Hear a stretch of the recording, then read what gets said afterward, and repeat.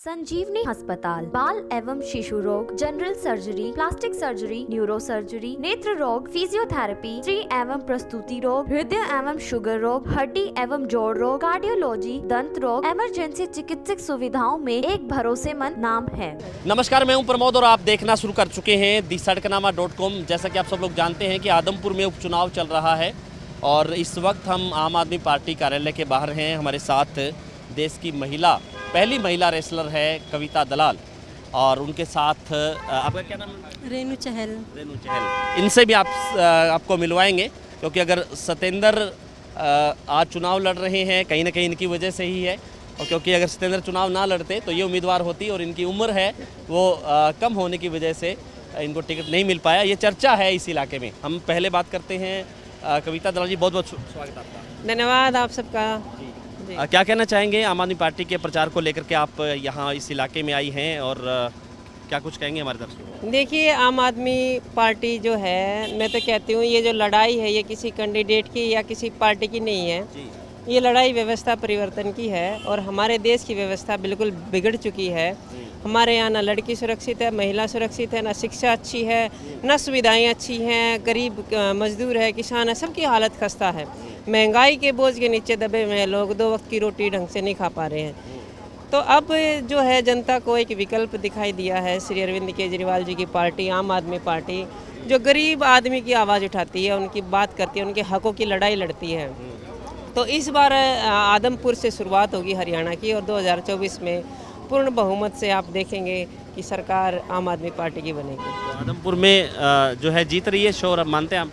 बिल्कुल है। जितना धरातल पे आम आदमी पार्टी के कार्यकर्ता घर घर जाकर मेहनत कर रहे हैं और लोगों में जागरूकता फैला रहे हैं और उनको उनके हकों के प्रति जागरूक कर रहे हैं, वो सिर्फ आम आदमी पार्टी के कार्यकर्ता कर रहे हैं। और हर आदमी की जो अंदरूनी जो आवाज़ है, अंतरात्मा की आवाज़ यही है कि हाँ, आपकी बार हमें परिवर्तन चाहिए और हम आपके साथ हैं, पार्टी के साथ हैं। कविता जी, स्पोर्ट्स को लेकर के क्या कहेंगे? आपकी देश की पहली महिला रेसलर हैं। स्पोर्ट्स में चूँकि पिछले कई सालों से स्पोर्ट्स को लेकर के जो एक्टिविटीज़ हुई और अब काफ़ी बवाल भी हुआ कि कुछ खेल हटा दिए गए स्पोर्ट्स से, क्या कहेंगे? मैं तो ये कहूँगी कि खेल जगत भी भ्रष्टाचार से बचा नहीं है। सरकार ने इतनी सारी नीतियाँ बनाई हैं, लेकिन वो सारी नीतियाँ फाइलों में बंद हैं।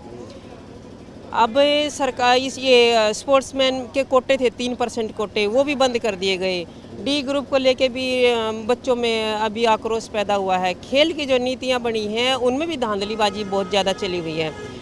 हम खेल जगत से जुड़े हुए हैं, हमें मालूम है कि खेल में किस तरीके से मेहनत की जाती है। एक बच्चे को पालने के लिए पूरा घर, पूरा गांव अपना जोर लगा देता है, लेकिन जब उस बच्चे की मेहनत कामयाब नहीं हो पाती है, मेहनत में कोई कमी नहीं है, लेकिन जो सिस्टम है वो सिस्टम बिगड़ा हुआ है, जहाँ पे मेहनत को पीछे धकेल दिया जाता है और जिसकी सोर्स होती है, जिसकी पैसे की ताकत होती है, वो लोग आगे निकल जाते हैं। तो हमारी जो लड़ाई है, मेरा अगर आप कहें कि पार्टी में आने का जो निर्णय है वो इन व्यवस्थाओं के खिलाफ ही मेरे आने का रीजन है यहाँ पे, क्योंकि मैंने शुरू से ये देखी है, सहा भी है, आवाज़ भी उठाई है, लेकिन उनका कोई हल नज़र नहीं आया। जब तक आपके पास आप सत्ता में नहीं होते हैं, आपके पास ताकत नहीं होती है, तब तक आप व्यवस्था को बदल नहीं सकते हैं।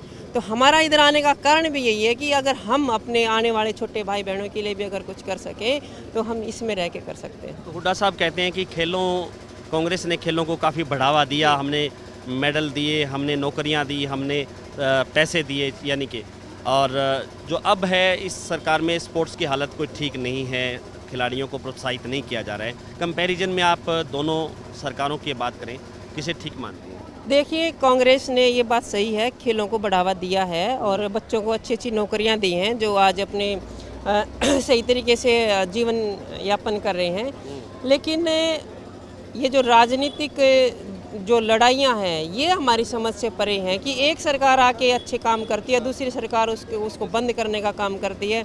तो इसमें नुकसान किसका होता है? खिलाड़ियों का नुकसान होता है। तो यही आज तक चलता आया है और इसके हम बिल्कुल खिलाफ हैं। हम खेलों से जुड़े हुए हैं और पहली बार हमें तो बहुत खुशी हुई थी कि संदीप जी जो हॉकी के खिलाड़ी हैं जी, उनको मिनिस्टर बनाया गया। स्पोर्ट्स मिनिस्टर बने हैं, हमारे सीनियर हैं, बातचीत भी होती है हमारी, तो बहुत अच्छे हैं और वो खेलों के लिए अच्छे कार्य भी करते हैं। लेकिन कुछ चीज़ें ऐसी हैं जिन पे काम करने की ज़रूरत है, नीतियाँ बदलने की ज़रूरत है। बहुत सारे खिलाड़ियों का नुकसान आज के वक्त भी हो रहा है, तो वो नीतियाँ अगर बदली जाएं तो मैं तो चाहती हूँ कि कोशिश हो सकती है, हम बता सकते हैं, अगर नहीं होती है तो फिर हम कर सकते हैं उस चीज़ को।